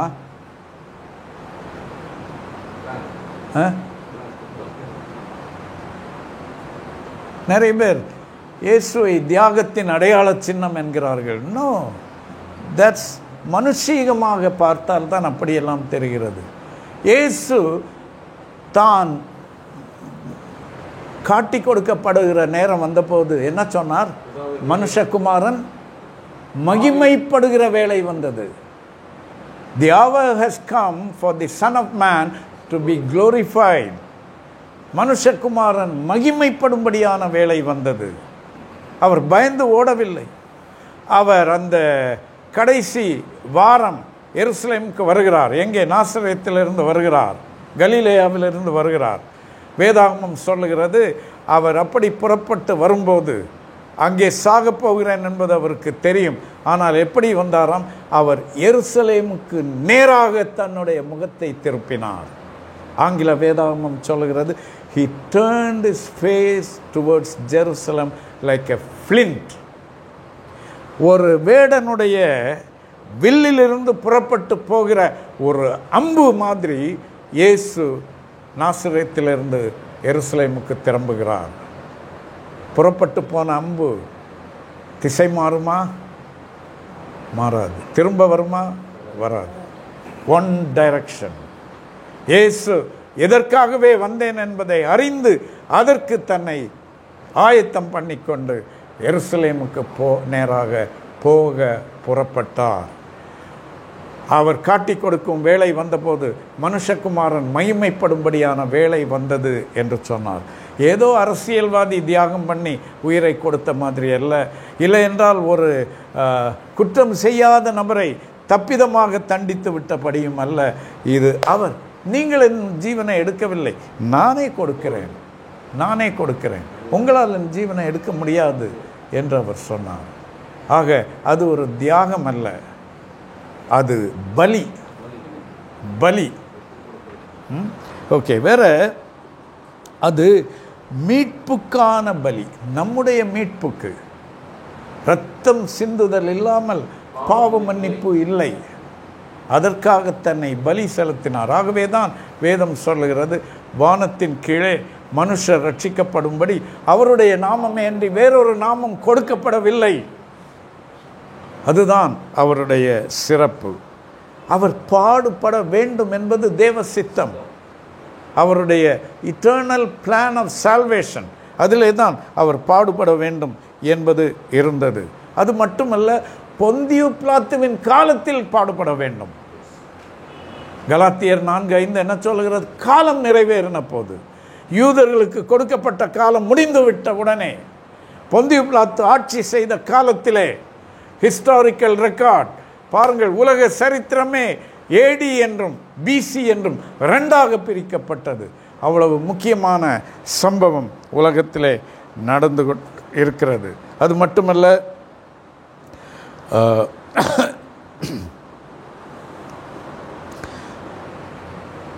பிலாத்து என்பவன் ஒரு மத சம்பந்தப்பட்ட மனிதன் அல்ல.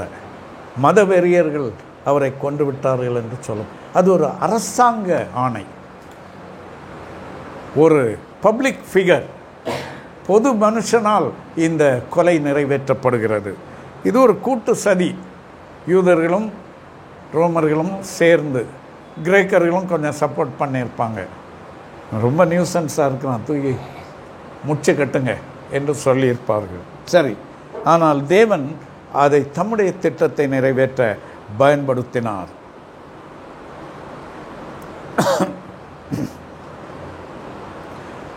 இந்த பிலாத்து இயேசுவை பற்றி என்ன சொன்னார்? Behold the man.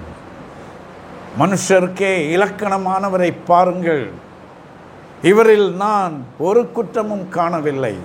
அது மட்டுமல்ல, உலகம் முழுவதற்கும் ஒரு ஹிஸ்டாரிக் ரெக்கார்டாக பிலாத்து ஒரு கட்டளை போட்டார். என்ன? யூதருக்கு ராஜா, நஸ்ரேனாகிய இயேசு கிறிஸ்து யூதருக்கு ராஜா என்று எழுதி சிலுவையிலே மேலே தொங்க விடுங்கள் என்று சொன்னார். என்ன மொழியில எல்லாம்? எப்ரேயு, கிரேக்கு, லத்தீன். ஏன் இந்த 3 மொழிகள்? அந்த கால உலகம், நான் சொன்னேன், இந்த மெடிட்டரேனியன் வேர்ல்ட், அந்த உலகத்திலே மத சம்பந்தமானவர்கள் யூதர்கள், அறிவு சார்ந்தவர்கள் கிரேக்கர்கள், ஆட்சியாளர்கள் ரோமர்கள். இந்த 3 குழுக்களுக்கும் பொதுவாக 3 மொழிகளிலும் உலகமெங்கும் பார்க்க இன்றைக்கும் தெரியும்படி அது எழுதி வைக்கப்பட்டது. அவ்விதமாக தேவன் அதை நியமித்தார். அவர் வாசலுக்கு புறம்பே அனுப்பப்பட்டார், பாளையத்துக்கு புறம்பே நமக்காக துரத்தப்பட்டார். புறஜாதியாரால் அவருடைய சாவு நடத்தி வைக்கப்பட்டது.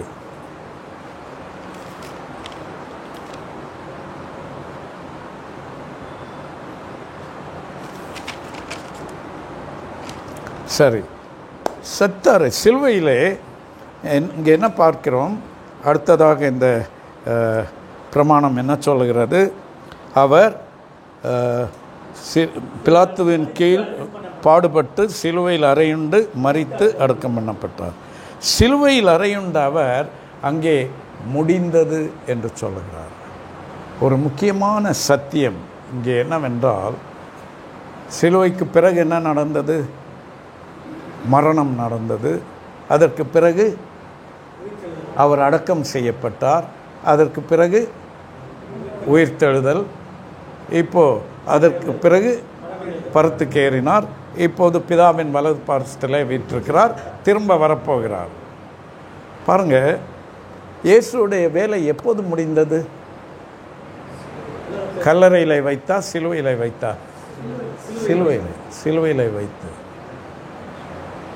3 எதிரிகள் மனிதனுக்கு: பிசாசு, பாவம், மரணம்.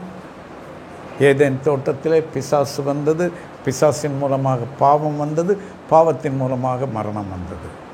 1 கொரிந்தியர் 15வது அதிகாரத்திலே பவுல் சொல்லுகிறார், பரிகரிக்கப்பட வேண்டிய கடைசி சத்துரு மரணம். பிசாசு பரிகரிக்கப்பட்டு விட்டான், பாவம் பரிகரிக்கப்பட்டு விட்டது. பரிகரிக்கப்பட வேண்டிய கடைசி சத்துரு மரணம். யாருக்கு? இயேசுவுக்கா நமக்கா?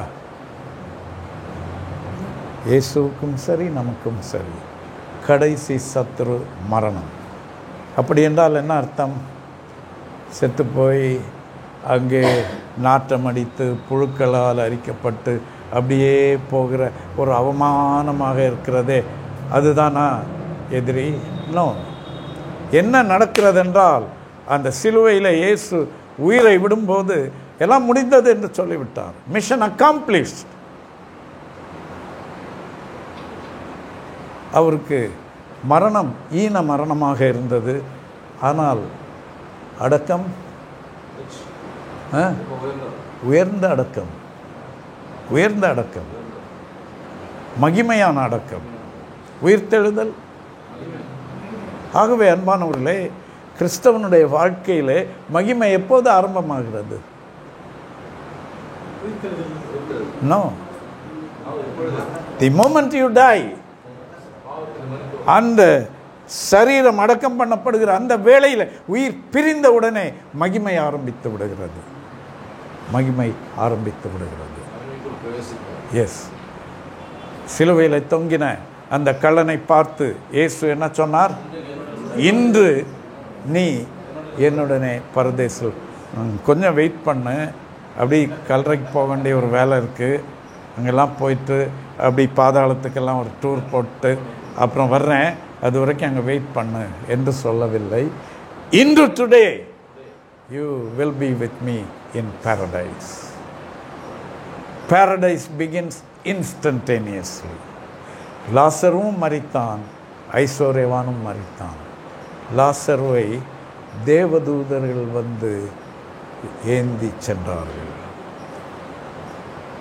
மரணம் வரைதான் அவனுடைய புண்களை நாய்கள் நக்கிட்டு. At the instant of his death, angels appear. Angels appear. இன்றைக்கு கூட நாம் நிறைய விசுவாசிகள் மரிக்கும்போது சொல்வதை கேட்கிறோம் இல்லையா? தேவதூதர்கள் வந்திருக்கிறார்கள், நான் போக போகிறேன் என்று.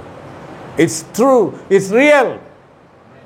கர்த்தருடைய பிள்ளைகளுக்காக தேவன் தம்முடைய தூதர்களை நியமித்திருக்கிறார்.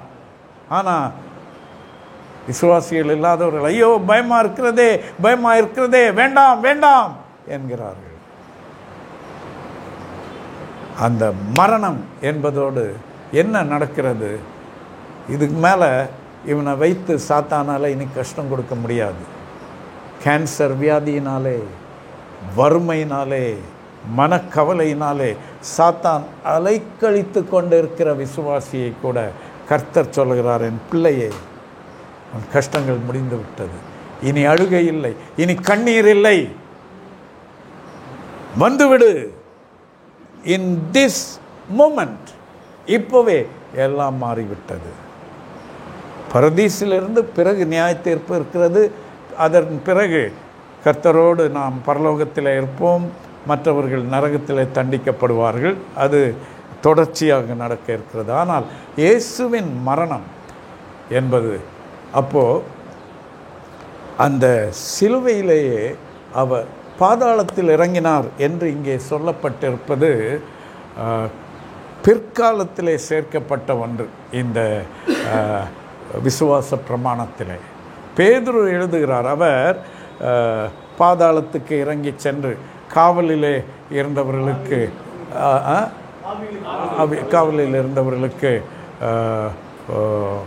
சுவிசேஷத்தை பிரசங்கித்தார் என்று.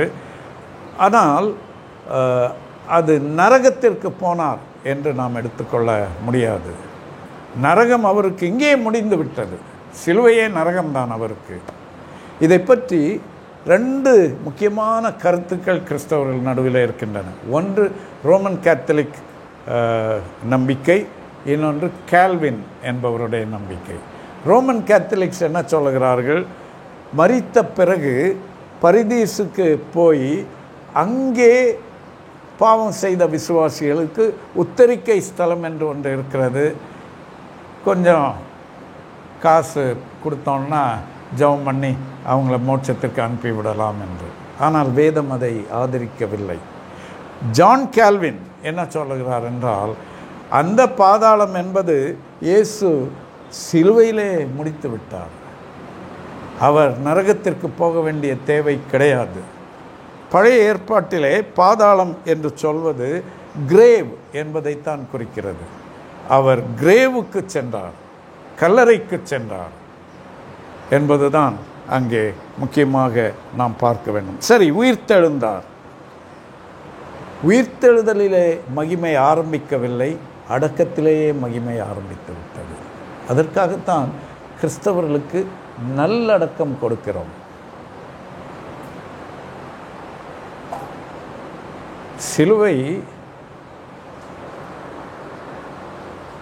சிலுவையில் இயேசு மரித்த நாள் வெள்ளிக்கிழமை. அதை என்ன பெயர் சொல்லுகிறோம்? Good Friday. அதை கேட்குற கிறிஸ்தவர்கள் இல்லாதவங்க, ஏன் உங்கள் சாமியை போட்டு தள்ளிட்டாங்க, அதை போய் குட் ஃப்ரைடேன்றீங்களே என்பார்கள். அது குட் ஃப்ரைடே ஏனென்றால் நம்முடைய பாவங்கள் பரிகரிக்கப்பட்ட நாள். ஆகவே அதுதான் சந்தோஷத்துக்குரிய செய்தி. இயேசு அதற்காக துக்கப்படவில்லை. பாவிகளா எல்லாம் சேர்ந்து சிலுவையில் ஏற்றிட்டீங்க இல்லையா, உங்களை என்ன பண்ணுறது என்று கேட்கவில்லை. அவர் தானாக சென்றார் நமக்காக. முடிந்தது என்று வெற்றி சிறக்க சொன்னார். முடிந்தது என்று அவர் சொன்ன போது என்ன ஆயிற்று? தேவாலயத்தின் திரைச்சீலை ரெண்டாக கிழிந்தது. இனிமேல் இவர் நேரடியாக மகா பரிசுத்த ஸ்தலத்திற்கு செல்கிறார். ஆகவே உயிர்த்தெழுந்த ஆண்டவர் அப்புறம் ஒரு 50 வருஷம் உயிர் வாழ்ந்தாரா?